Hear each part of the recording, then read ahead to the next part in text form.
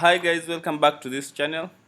In this video I'm going to talk about the while loop. It's a bit different from the if else statement we learned last time, so let's get into it. I'll start by having a variable named I, assign it to 1, and then let us take note of the while loop syntax. So we say while I is let's say less than 10, we want to print I, and then after doing that we want to increment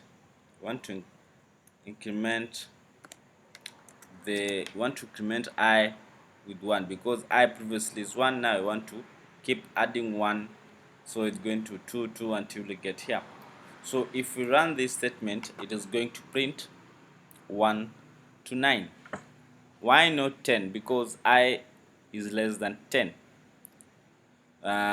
When it gets to 9, it breaks, because this condition has been satisfied.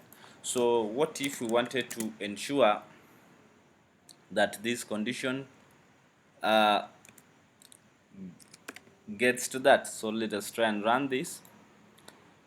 Here we are getting a syntax error, because when you're trying to equate, maybe we are not assigning. Now we want to say if I is equal to 10, we're using double equal signs. Okay, so if we run this, it is not printing anything, simply because we are trying to use and, meaning this first rule has to be satisfied as the same as the second rule. So the best thing we could use here is or. Either should be okay.